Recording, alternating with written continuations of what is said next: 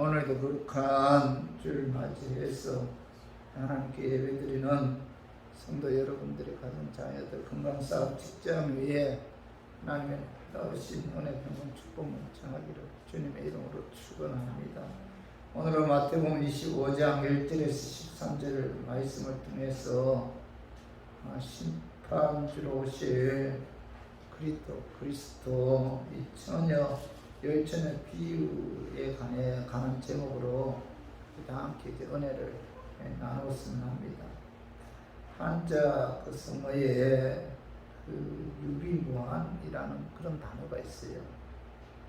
평소에 준비가 철저하면 후에 근심이 없음을 뜻하는 그런 한자 성어인데, 이 말은 그 진나라의 중신인 그 사마위강이 그 진나라 왕인 도공에게 한 말로 편안할 때 위기를 생각하십시오.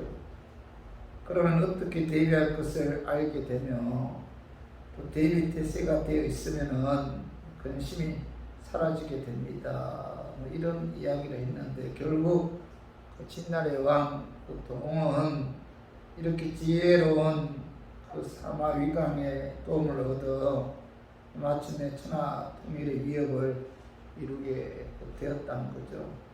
결국 준비하는 자가 지혜로운 자다, 이런 뜻인데, 미래는 준비하는 자의 것이다 라는 말도 있듯이, 준비는 현재 하는 것이지만 미래를 위한 것이기에 미래에 대한 그 믿음이 있어야 돼요.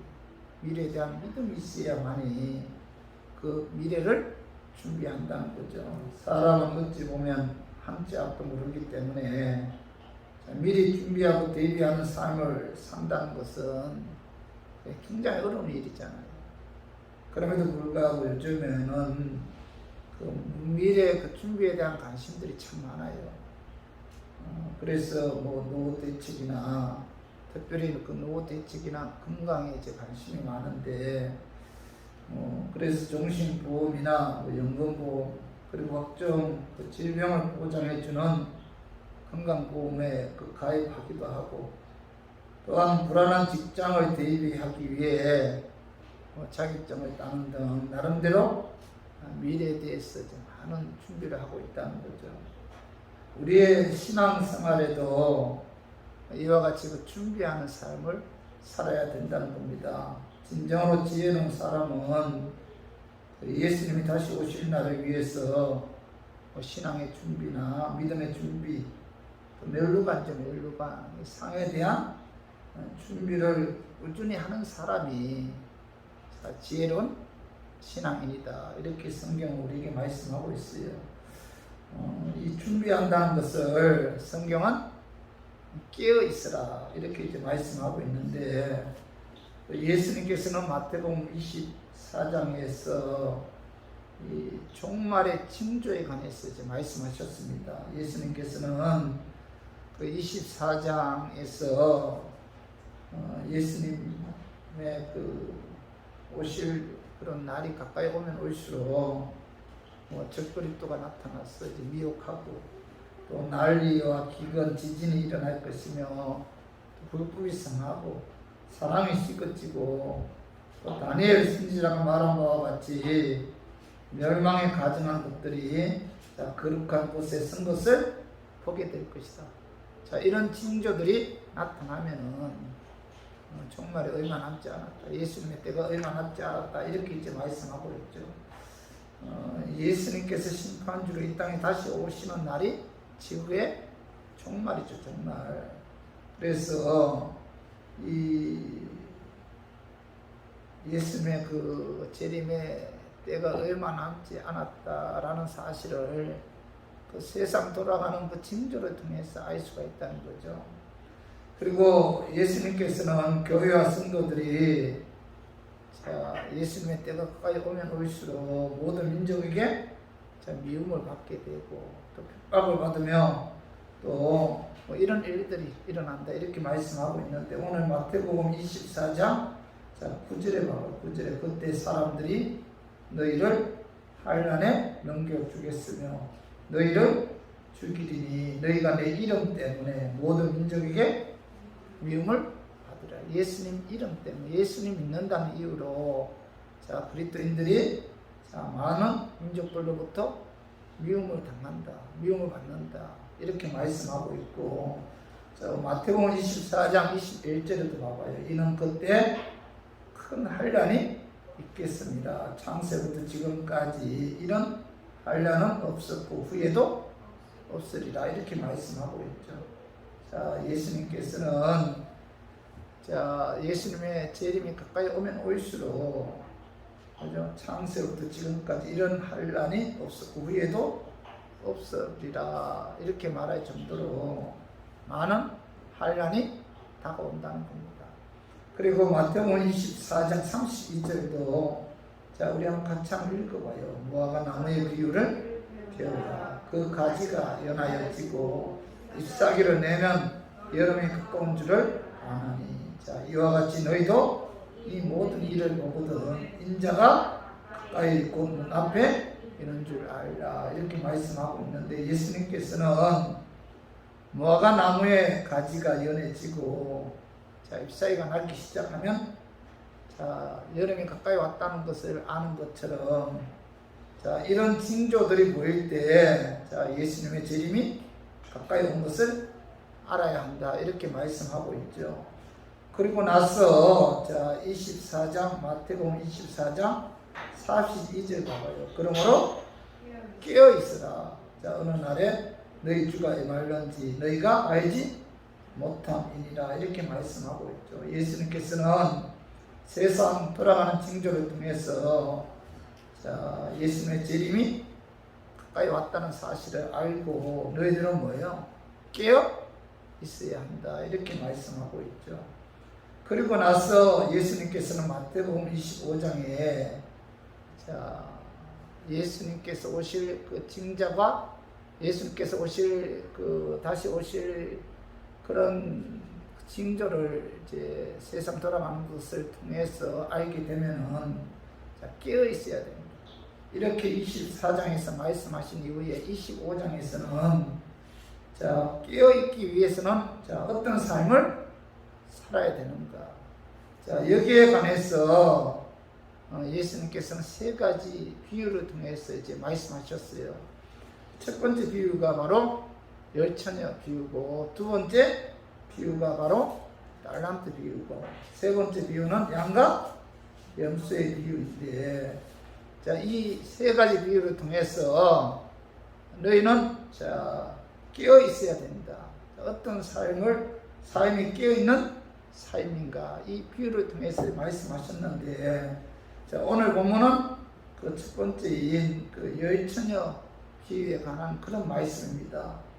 오늘 본문에 보면은 신랑을 하려고 하는 그 10명의 처녀가 등장하는데, 10명의 처녀 중에 뭐 슬기로운 5처녀도 있고 좀 미련한 그런 5처녀도 있어요. 슬기로운 5처녀는 뭐 사리가 깊고 생각이 깊은 처녀를 말하고, 미련한 5처녀는 뭐 생각이 없고 태만한 그런 처녀를 말하는데, 저는 오늘 본문 그 말씀에 기록된 그 열처녀 비유를 통해서 자 우리가 깨달아야 할 교훈이 무엇인지 알아보고, 우리 교인들은 오늘 말씀을 통해서 하나님 예수님께 주신 그 교훈을 우리가 알고 깨달아 그 교훈대로 순종하는 그런 삶을 살았으면 하는 그런 마음에서 제가 오늘 이 말씀 준비했습니다. 말씀 전가할 때에 악한 마귀는 나사렛 예수 이름 못 떠나고 성령 하나님께서 함께 하심으로 깨닫는 그런 은혜가 임하기를 주님의 이름으로 축원합니다. 열처녀 비유를 통해서 깨달아야 할 교훈은 자 첫 번째로 예수님께서는 심판주로 반드시 다시 오신다는 거죠. 예수님은 심판주로 다시 이 땅에 오신다. 이걸 이제 우리에게 교훈하고 있는데, 자 마태복음 25장 5절 6절 봐요. 신랑이 드디어 오므로 다 졸며 잘세 밤중에 소리가 나되 보라 신랑 이르다 맞으러 나오라 하매. 자 여기서 신랑은 예수님이죠. 그리고 신부는 봐요. 바로 뭐죠? 우리 그리스도인들이죠.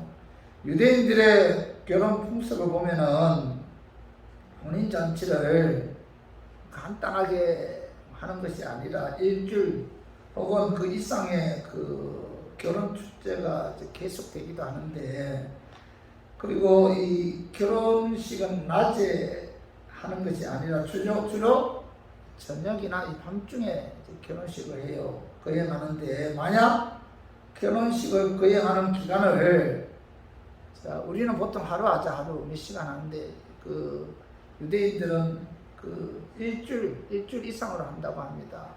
그래서 일주일로 이제 결혼식을 거행하는 기간을 정한다면은, 신랑은 자기 친구들과 어울려 오랜 시간을 즐기다가 그 약속된 혼인 기간 중 한 날에 잡아서 한밤중에 그 신부 집으로 속시도 없이 기습적으로 그 행차한다고 해요. 한편 신부 집에서는 신랑이 오는 동안 신부의 친한 친구들은 춤추고 노래하면서 신랑을 기다리는 그 신부를 즐겁게 해준다고 합니다. 이때 신랑은 그 신부의 집에 언제 도착할지 알리지 않고 예상하지 못한 시간에 갑자기 들이닥쳐서 신랑을 기다리는 신부 측 식구들, 그리고 특별히 신랑 오기를 기다리다 지친 그 신부의 그 친한 친구들을 놀라게 하는 것을 큰 재미로 여겼다고 합니다. 그런 이유로 인해서 신랑은 주로 어두운 밤중이나 아직 해가 뜨지 않은 새벽 시간에 신부집을 친구들과 함께 기습적으로 행차한다고 해요. 이때 신랑의 친구 중 하나가 앞서가며 신랑이 오고 있어 나와 맞으시오 라고 외치면서 신부와 그의 친구들이 그 신랑을 좀 맞이하는데, 자, 오늘 그 마태복음 25장 1절 봐봐. 한번 읽어봐요. 마태복음 25장 1절은 그때 천국은 마치 등을 들고 신랑을 맞으러 나간 열 처녀와 같다 하리니, 이렇게 말씀하고 있죠. 예수님께서는 유대인의 그 결혼 풍습 가운데 한 부분을 언급하면서 천국은 마치 등을 들고 신랑을 맞으러 나간 열 처녀와 같다, 이렇게 이제 말씀하고 있어요. 천국은 마치 등을 들고 신랑을 맞으러 나간 열 처녀와 같다는 것은, 신랑이 기습적으로 신부 집으로 올 때 열 처녀가 등을 들고 신랑을 맞으러 나간 것처럼 신랑이신 예수님께서는 반드시 심판주로 이 땅에 기습적으로 다시 오신다는 사실을 예수님께서는 유대인의 결혼 풍습 중에 한 부분을 인용해서 이제 말씀하고 있다는 겁니다. 자, 오늘 그 마태복음 23장 24장 36절에서 37절 한번 읽어봐요. 그러나 그날과 그때는 아무도 모르나니 하늘의 천사들도 아들도 모르고 오직 아버지만 아시느니라. 노아의 때와 같이 인자의 임함도 그러하니라. 자, 예수님께서 이 땅에 심판주로 다시 오실 때 어느 누구도 모른다는 거죠. 어느 날 어느 시간에 오실지 아무도 모른다. 갑자기 오신다는 거예요. 그죠? 그 유대 결혼 풍습의 신랑이 신부 집에 갈 때 새벽이나 한밤중에 갑자기 기습적으로, 그죠? 그 신부 집에 가는 것처럼 신랑이신 예수님께서는 이 땅에 재림하실 때 노아 시대 홍수의 심판이 임한 것처럼 갑자기 임한다. 갑자기. 데살로니가 전서 5장 3절에 봐봐요. 주의 날이 밤에 도둑같이 이를 줄은 너희가 너희 자신이 자세히 알기 때문이라. 그들이 평안하다 안전하다 할 그때에 임신한 여자에게 해산의 고통이 이런 것 같이 멸망이 갑자기 그들에게 이르느니 결코 피하지 못하리라. 주님의 재림은 밤에 도둑같이 임신한 여자에게 해산의 고통이 이런 것 같이 갑자기 임한다. 갑자기.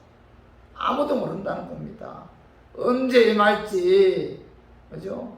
우리가 세상 징조를 통해서 알 뿐 이제 아무도 모른다. 갑자기 여자가 해산의 고통과 이런 것 같이, 자, 노아 시대 홍수에 심판이 임한 것 같이 갑자기, 자, 예수님께서 이 땅에 심판주로 오신다, 이렇게 말씀하고 있죠.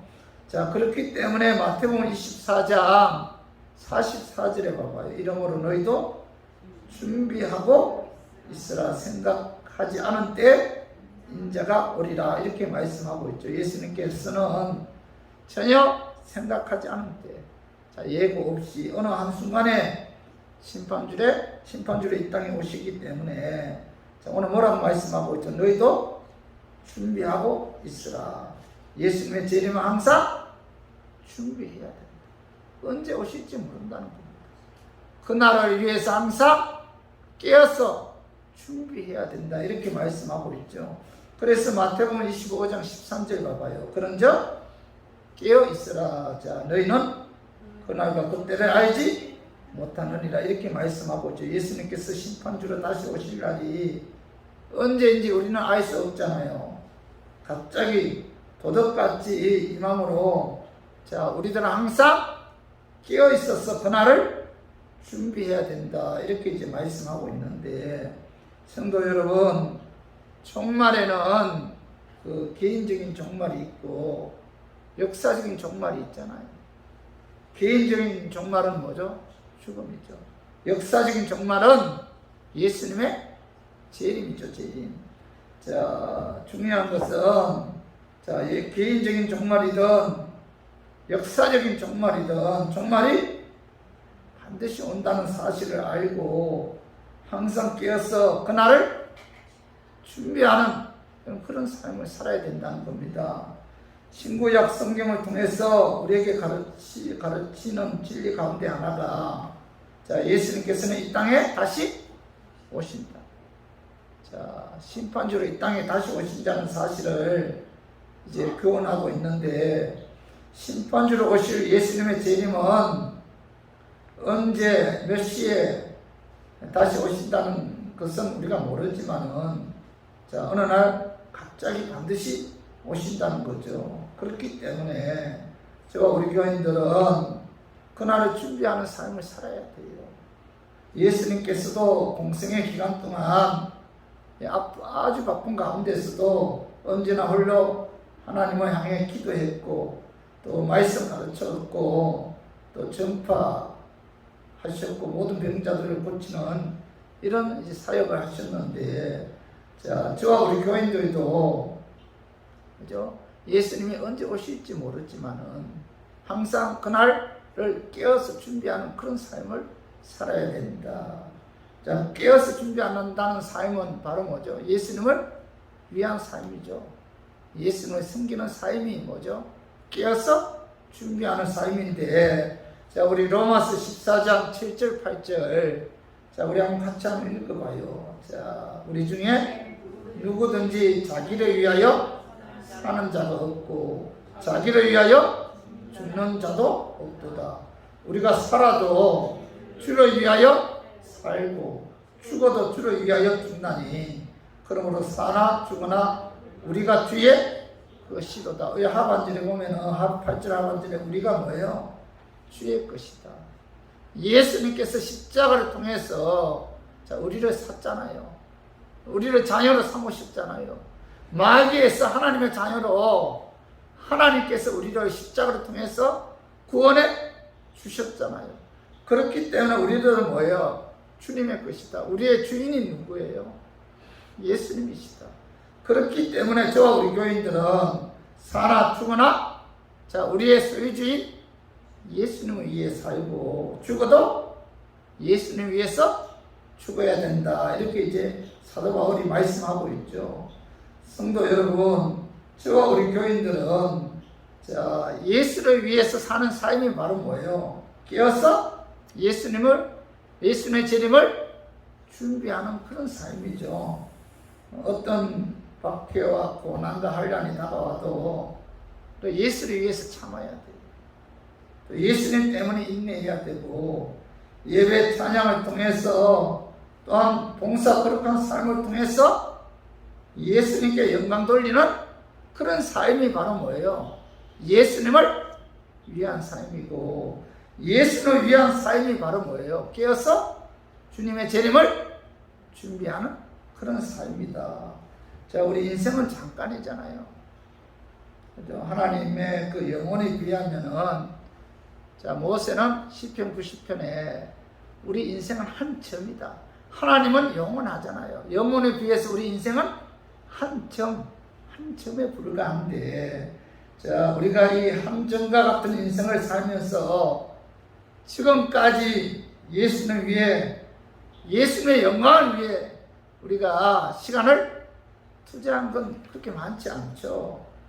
지금까지 살아온 시간을 이렇게 생각해 보면은 참 많은 시간을 허송세월로 보냈구나, 이런 생각이 들 때가 참 많아요.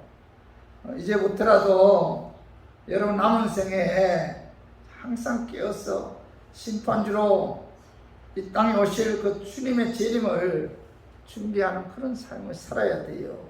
개인적인 종말인 죽음이든 역사적인 종말인 예수 그리스도의 재림이든 갑자기 임하기 때문에 이제부터라도 남은 생에 깨어서 여러분 그날을 준비하는 그런 삶을 살아야 된다.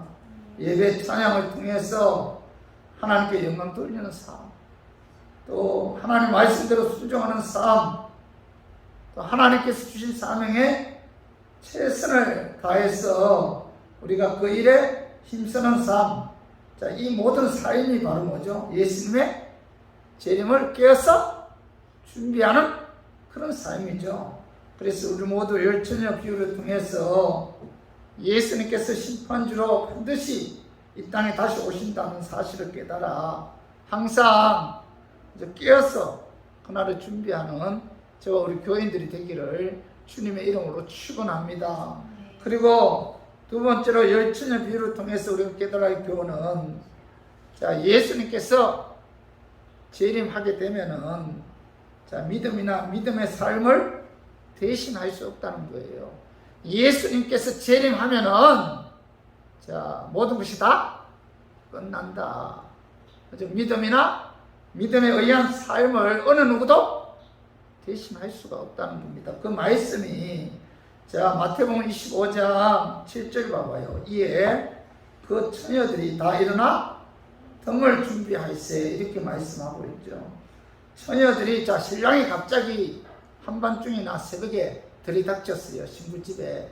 그때 처녀들이 다 일어나 등을 준비해줘. 바깥으로 나가기 위해서 등을 준비했는데, 자, 등은 햇불이기 때문에, 자, 불에 타서 약해진 그 심지 부분을 손질하고, 또 기름을 다시 그 적시는 행위를 의미하는데, 신랑이 도착한다는 전달을 받자마자 미련한 다섯 처녀는, 자, 등을 보니까 미리 준비했으니까, 자, 기름이, 자, 이 슬기로운 다섯 처녀는 넉넉했어요.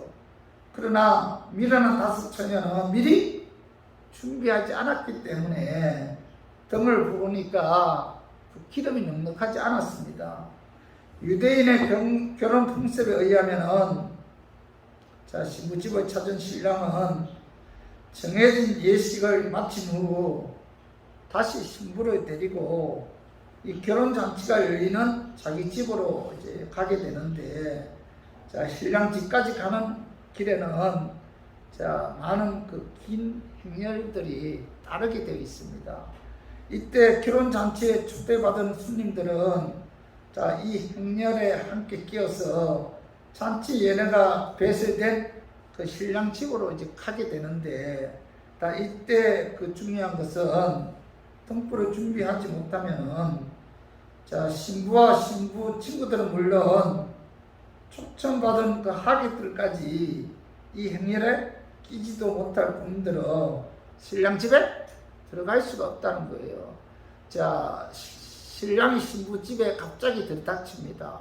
자, 거기서 뭐죠? 신부를 데리고 다시 뭐예요? 자기 집으로 가는데, 그때, 자, 하객들이, 자, 등불을 들고 신랑과 신부의 뒤를 따라서 이제 신랑 집으로 가게 되는데, 자, 그때, 자, 오늘 마태복음 25장 8절 봐봐요. 미련한 자들이 슬기 있는 자들에게 이르되 우리 등불이 꺼져가니 너희 기름을 좀 나눠 달라 하거늘. 자, 슬기로운 처녀들도 자, 신랑이 신부를 데리고 자기 집으로 갈 때, 그죠? 그 슬기로운 그 처녀들도 그 행렬에 뒤따라가고, 그리고 미련한 자들도 그 행렬에 뒤따라가는데, 그런데 중요한 것은 뭐예요? 미련한 자들이 미리 기름을 준비하지 않았잖아요. 그래서 뒤따라갈 수가 없는 거예요, 행렬에. 그래서 미련한 자들이 슬기 있는 자들에게 자, 우리 등불이 꺼져가니 너희 기름을 좀 나눠 달라, 이렇게 이제 이야기하죠. 그때 25장 9절 봐봐요. 슬기 있는 자들이 대답하여 이르되 자, 우리와 너희가 쓰기에 다 부족할까 하노니 차라리 파는 자들에게 가서 너희 쓸 것을 사라 하니, 이렇게 말씀하고 있죠. 슬기 있는 자들은 우리와 너희가 쓰기에 기름 부족할 것 같으니 파는 자들에게 가서 너희 쓸 것을 쓸 기름을 사라, 이렇게 하면서 미련한 자들의 부탁을 거절하죠. 자, 여기서 기름은 자, 무엇을 의미하는가? 많은 학자들에 의하면 이 기름을 성령님이다, 이렇게 이제 해석하는 분들도 있고, 또한 이 기름을 성령님의 도우심을 받아, 그죠? 육신의 연약성이 있고 말씀대로 순종하는 삶을 의미하기도 해요. 그래서 슬기로운 자들이 미련한 자들에게 기름을 나눠줄 수 없다고 말한 것은 자, 성령님에 의한 믿음이나 또 성령 충만해서 성령의 도우심을 받아 하나님 말씀대로 순종한 그런 삶을 나눠줄 수가 없다, 이렇게 많은 학자들은 해석하고 있어요. 예수님이 재림하신 이후에는 자, 성령에 의한 믿음이나 또 성령님의 역사에 의해 자신이 살아온 삶의 내용을 빌릴 수도 없고 빌려줄 수도 없다, 이걸 우리에게 오늘 본문을 통해서 교훈하고 있다는 겁니다. 예수님이 재림하면 뭐예요? 모든 것들이 다 끝난다. 믿음도 빌려줄 수가 없고 또 믿음에 의한 삶도 빌릴 수도 없고 빌려줄 수도 없다, 이렇게 이제 말씀하고 있는데, 미국 시카고에 있는 그 D.L. 무디 신학교 학장인 그 조지 오신틴이라는 그런 박사는 자, 하나님께서는 자녀만 있지 손자는 없다, 이런 말씀을 하셨는데, 자, 이 말씀은 내가 모태 신앙이라고 해서 아버지 어머니가 남편 아내가 독실한 믿음의 사람이라고 해서 자, 내가 그 믿음에 의해 구원받는 것이 아니다. 그런 의미에서 뭐죠? 하나님께서는 자녀만 있지 손자는 없다, 이렇게 이제 말을 했다고 해요. 한 사람 한 사람이 개인적으로 예수 그리스도의 신앙의 고백을 통해서 자, 하나님의 자녀가 되는 것이지, 자, 우리 어머니가 믿음이 좋다고 했어, 우리 아버지가 목사라고 해서 나는 자, 그분들의 믿음에 의해 나는 천국 간다, 이렇게 말할 수가 없다는 겁니다. 자, 신앙생활에 있어서 하나님과 나와의 관계는 뭐죠? 1대1이죠. 1대1. 신앙의 고백이나 신앙의 삶은 어느 누구도 대신할 수가 없다. 빌려줄 수도 없고 또 빌릴 수도 없다는 겁니다. 그러므로 신앙생활 하는 데 있어서 누가 어떤 삶을 살든지 거기에 휩쓸리지 말고 오직 심판주로 다시 오시 예수님만 바라보고 예수님의 말씀에 의해 우리가 살아야 돼요. 절대로 이런 군중 심리에 휩쓸려서는 안 된다는 겁니다. 우리가 흔히 그 말하기를 세상은, 요즘 세상은 다 그렇고 그렇다, 남들이 속이니까 나도 속여야겠고, 남들이 거짓말 하니까 나도 거짓말하고, 남들이 부정한 짓을 저지르니까 나도 부정한 짓을 저질러도 괜찮다, 이런 이야기를 하는 분들이 있는데, 사실 우리가 신앙생활을 하면서 가장 중요한 것은 다른 사람이 아닌 바로 나 자신이죠. 나 자신이 얼마나 주를 따르느냐, 이것이 여러분 중요하다는 겁니다. 사람이 엄청나게 없고도 자기 영혼을 여러분 잊어버리면은 아무 소용이 없다, 이렇게 예수님께서 말씀하셨는데 자기의 영혼이 가장 중요하다는 거죠. 자기의 영혼. 그래서 요한복음 21장 22절 한번 봐봐요. 예수께서 이러시되 내가 올 때까지 그를 머물게 하고자 할지라도 내게 무슨 상관이냐, 너는 나를 따르라 하시니라. 자, 여기 보면은 내게 무슨 상관이냐, 다른 사람들이 어떻게 행동하든 그것은 너와 뭐죠? 아무 상관이 없다. 너는 오직 나를 따르라, 이렇게 이제 말씀하고 있죠. 세상에 아무리 악해도 여러분 우리들은 오직 예수만 바라보고 그 예수님을 따라가야 돼요. 자, 마태복음 16장 24절 봐봐. 한번 읽어봐. 이에 예수께서 제자들에게 이르시되 누구든지 나를 따라오려거든 자기를 부인하고 자기 십자가를 지고 나를 따를 것입니다. 이렇게 말씀하고 있는데 예수님을 따라간다는 것은 뭐예요? 자기를 부인하고 자기 십자가를 지고 따르는 길이죠. 그래서 예수님을 따르는 데 있어서 여러 가지 장애물과 난관이 많다는 겁니다. 고난이 다가올 수도 있고 또 나하고 싶은 것을 하지 못하는 경우도 많고, 내가 내 마음대로 하기를 원한다면은 도저히 따라갈 수 없는 길이 바로 예수님을 따르는 그런 길이잖아요. 그래서 우리 교인들은 이 예수님을 따른다는 것은 어려운 길이죠. 그죠? 결코 편안한 길이 아니잖아요. 예수님 따른다는 것이. 마태복음 19장 16절 이하에 보면은 어떤 사람을 죽게 와서 선생이여 내가 무슨 선한 일을 하여 영생을 얻으리까, 이렇게 물어봐요. 예수님께 내가 무슨 선한 일을 해야만이 영생을, 영원한 생명을 얻을 수 있습니까? 이렇게 예수님께 물어보니까 그때 예수님께서 계명을 지키라, 이렇게 말씀해요.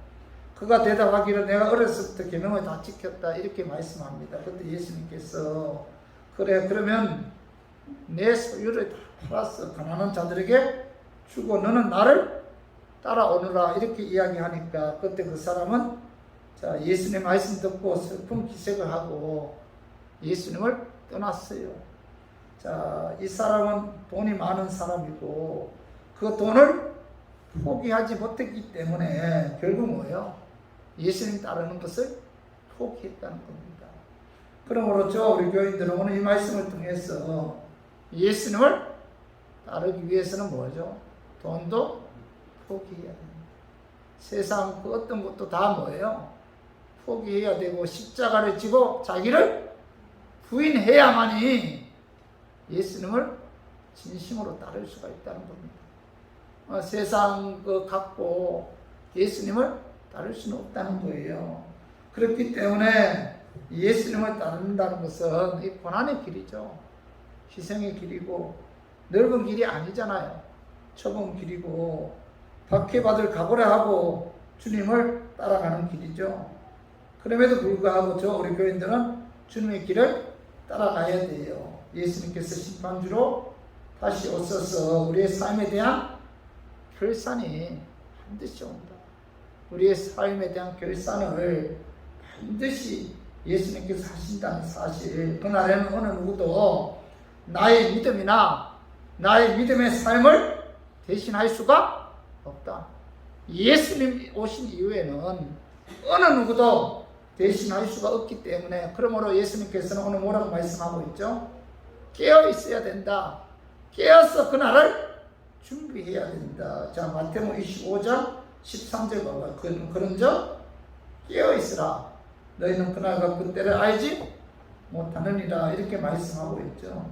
그래서 우리 모두 예수님께서 재림하신 그날에 어느 누구도 나의 믿음이나 또 나의 믿음의 삶을 대신할 수 없기 때문에 말씀 기도 찬양 봉사를 통해서 성령 충만해서 성령 인도함받아 육신의 연약성을 이기고 하나님의 말씀대로 순종하는 삶을 통해서 예수님의 재림을 준비하는 저와 우리 교인들이 되기를 주님의 이름으로 축원합니다. 그리고 세 번째로 열처녀 비유를 통해서 깨달아야 할 교훈은, 자, 예수님의 재림 이후에는 주님을 섬길 수 있는 기회가 전혀 없다는 거예요. 예수님이 재림하기 이전에 우리가 주님을 섬길 수가 있는 것이지, 예수님이 재림한 이후에는 자, 어느 누구도 주님을 섬길 수 있는 기회가 전혀 없다는 거예요. 다시 말해서 예수님이 재림하기 이전에 섬겨야 된다는 거죠. 예수님을. 그 말씀이 자, 마태복음 25장 10절 봐봐요. 그들이 살아간 사이에 신랑이 오므로 준비하였던 자들은 함께 혼인잔치에 들어가고 문은 닫힌지라, 이렇게 말씀하고 있는데, 예수님께서는 기름을 준비하지 않은 5명의 미련한 처녀들이 기름을 사러 간 사이에 기름을 준비하였던 슬기로운 5 처녀들은 혼인잔치에 들어갔어요. 그때 뭐죠? 문은 닫혔다, 이렇게 말씀하고 있죠. 여기서 혼인잔치는 신부인 그리스도인들과 신랑인 그 예수 그리스도의 그 혼인잔치를 의미하는데, 자, 유대인들의 큰 결혼 풍습에 의하면은 신혼집을 찾은 신랑은 자, 다시 신부를 데리고 결혼 잔치가 열리는 자기 집으로 이제 가게 되면은 신랑 집까지 가는 길에는 그 혼인 잔치 축가객들의 긴 행렬이 그 뒤따르는데, 이때 결혼잔치에 초대받은 손님들은 자, 이 행렬에 함께 끼어 이제 잔치 연회가 됐을 때 그 신랑 집으로 갑니다. 신랑 신부가 도착해서 잔치집 그 대문은 그 닫히게 되죠. 그 신랑 신부가 잔치집에 그 도착하게 되었을 때 그 잔치집 대문을 닫는 그 이유는 잔치행을 깨지 않기 위해서 안에서 대문을 닫아 걸고 아무도 들어보내지 않는다고 해요. 기름을 준비하였던 슬기로운 처녀들은 자, 이 혼인잔치에 들어갔잖아요. 근데 등불을 준비하지 미련한 5 처녀들은 자, 이 행위를 끼지도 못할 뿐더러 자, 문이 닫혀서 혼인잔치집에 들어가지 못했어요. 그래서 자, 마태복음 25장 자, 11절 12절 한번 읽어봐요. 자, 그 위에 남은 처녀들이 와서 이르되 주여 주여 우리에게 열어주소서. 자, 12절 대답하여 이르되 진실로 너희에게 이르노니 내가 너희를 알지 못하노라 하였느니라. 자, 혼인잔치집의 문이 닫힌 뒤에 자, 기름을 사러 갔던 미련한 처녀들이 늦게 혼인집에 도착해서 자, 주여 주여 우리에게 문을 열어달라고 간구했지만 신랑은 자, 실로 너희에게 이르노니 내가 너희를 알지 못하노라 하면서 거부했죠. 이 말씀은 주님의 재림 때 준비되어 있지 않은 자에게는 다시 준비할 시간이 없다는 거죠. 그죠? 예수님 재림 이전에 준비해야지, 깨어서 준비해야지. 재림 이후에는 자, 그 혼인 잔치집의 문이 닫힌 이후에는 애타게 부르짖어도 아무 소용이 없다는 거예요. 예수님을 섬길 그런 시간도 없고 그런 기회도 없다는 겁니다. 자, 다시 말해서 예수님 재림하면 뭐예요? 혼인집의 문이 닫힌 것처럼 그때는 주님을 위해서 해야 할 어떤 일도 없다. 기회가 없다는 겁니다. 그렇기 때문에 예수님이 심판주로 오시기 전에 자, 우리가 깨어서 그 예수님을 위해서 그날을 준비해야 된다. 이렇게 이제 우리에게 이제 교훈하고 있죠. 그렇죠. 우리 교인들은 오늘 이 말씀의 결론은 그 마태복음 25장 1절에서 13절의 결론은 바로 13절에 있습니다. 13절 그냥 다시 한번 읽어봐요. 그런즉 깨어있으라. 너희는 그날과 그때를 알지 못하느니라. 열처녀 비유의 결론은 뭐예요? 예수님이 이 땅에 재림한 이후에는 결혼식에 혼인잔치 집에 문이 닫힌 이후에는 뭐예요? 예수님 위해서 일할 기회가 전혀 없다. 하고 싶어도 할 수가 없다는 겁니다. 그렇기 때문에 예수님이 이 땅에 오시기 전에 깨어 있어야 돼. 깨어서 예수님의 재림을 준비해야 된다. 이렇게 이제 말씀하고 있죠. 성도 여러분, 신부인 그리스도인들과 신랑이신 예수님과의 혼인 잔치의 문이 닫히기 전에, 인생의 항홍기가 되기 전에, 충명이 흐려지기 전에, 항상 깨어서 심판주로 오실 예수님의 그 재림을 우리가 준비해야 돼요. 그 고린도 후서 6장 2절 봐봐요. 보라 지금은 은혜 받을 만한데요. 보라 지금은 부활의 날이로다. 이렇게 말씀하고 있는데, 지금 뭐예요? 지금 은혜 받을 때다. 지금 뭐예요? 구원의 날이다. 중요한 것은 지금이다. 현재가 중요하다. 그죠?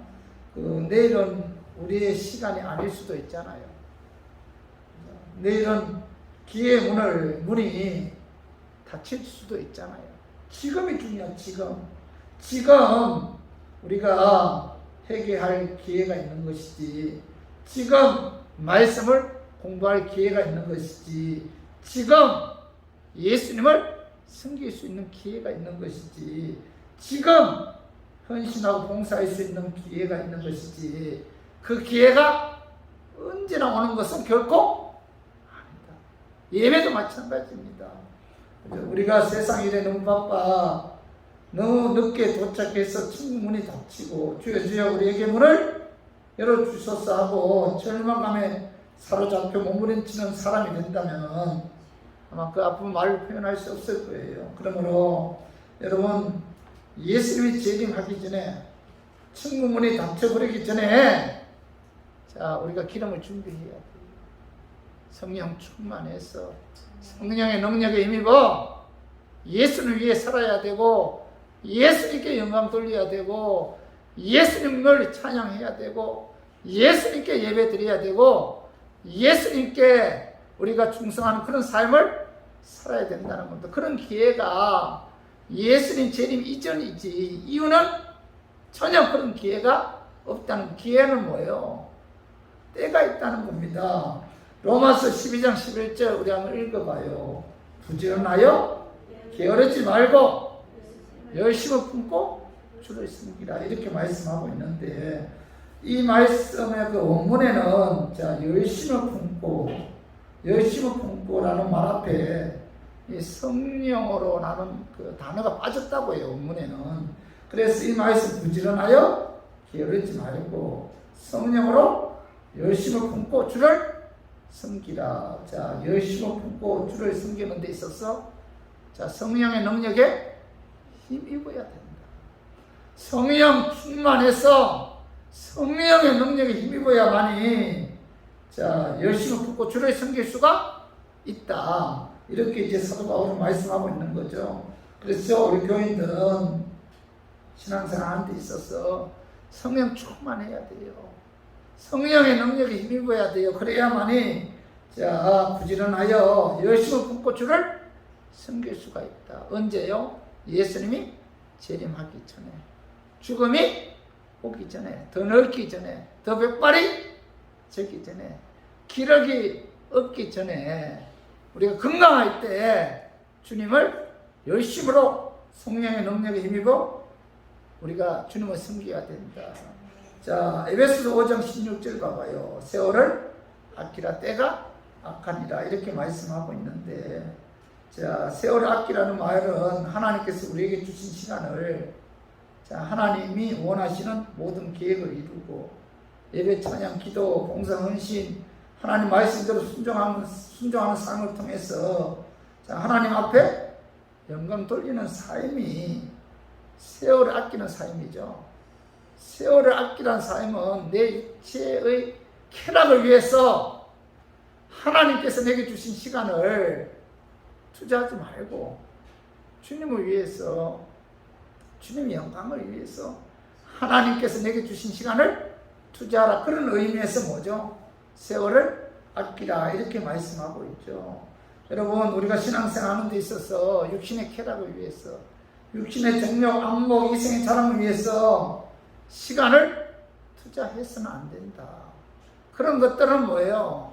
시간이 지나면은 아무것도 없다는 거예요. 그 말씀이 봐봐요. 요한 1서 2장 16절 봐봐요. 이는 세상에 있는 모든 것이 육신의 정욕과 안목의 정욕과 이생의 자랑이니 다 아버지께로부터 온 것이 아니요 세상으로부터 온 것이라 이렇게 말씀하고 있죠. 육신의 정욕, 안목의 정욕, 이생의 자랑, 이 모든 것들은 아버지께로부터 온 것이 아니다. 아버지께로부터 온 것이 아니고 세상으로부터 왔다. 무슨 뜻이에요? 마귀에게로부터 왔다는 겁니다. 마귀에게로부터 온 육신의 정욕, 안목의 정욕, 이생의 자랑을 위해 시간을 투자하게 되면은, 자, 그것은 뭐예요? 다 사라진다.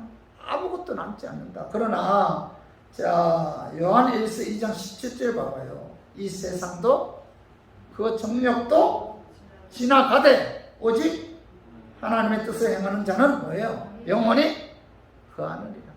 하나님의 뜻을 위해서 한 것만이 뭐예요? 영원하다. 예수님께서 재림하시는 그날 하나님의 뜻을 행한 그것을 통해서 우리에게 상을 주신다. 멸류관을 주신다. 하나님께서 우리에게 주신 시간을 갖고 우리가 어떻게 살았느냐, 여기에 관한 결산이, 자, 예수님께서 재림하시면 반드시 거기에 대한 결산을 하신다 이렇게 말씀하고 있죠. 그렇기 때문에 저와 우리 교인들은 죽음이 오기 전에, 자, 예수님이 재림하기 전에, 자, 천국문이 닫히기 전에, 자, 주님이 나에게 주신 시간을 통해 부지런하여 게으르지 말고 성령 충만해서 성령 능력 힘입어 열심을 품고 주를 섬김으로 항상 깨어서 주님의 재림을 준비하는 저와 우리 교인들이 되기를 주님의 이름으로 축원합니다. 자, 우리 말씀 정리하겠습니다. 여천의 비유를 통해서 깨달아 교훈은 첫 번째, 예수님께서는 심판주로 반드시 다시 오신다. 두 번째 뭐예요? 예수님께서 재림하실 때 믿음이나 믿음의 삶을 대신할 수 없다. 그죠? 그 다음에 세 번째 뭐예요? 예수님의 재림 후에는 주님을 섬길 수 있는 기회가 없다. 재림하기 전에, 죽기 전에, 더 늙기 전에, 백발이 되기 전에, 기력이 있기 전에, 기력이 있을 때 우리가 최선을 다해서 여러분 주님 섬겨야 돼요. 그죠? 예배 찬양을 통해서, 기도를 통해서, 전도를 통해서, 주님 몸된 교회를 위해 봉사 헌신을 통해서, 하나님 말씀대로 순종하는 삶을 통해서 여러분 우리가 주님을 위해 살아야 된다. 주님을 섬겨야 된다. 예수님께서는 심판주로 반드시 다시 오셔서 우리의 삶에 대한 결산이 있다는 사실을 오늘 이 열천의 비유를 통해서 저와 우리 교인들은 죽음이 오기 전에, 예수님이 재림하기 전에 주님의 재림을 깨어서 준비하는 저와 우리 교인들이 되기를 주님의 이름으로 축원합니다.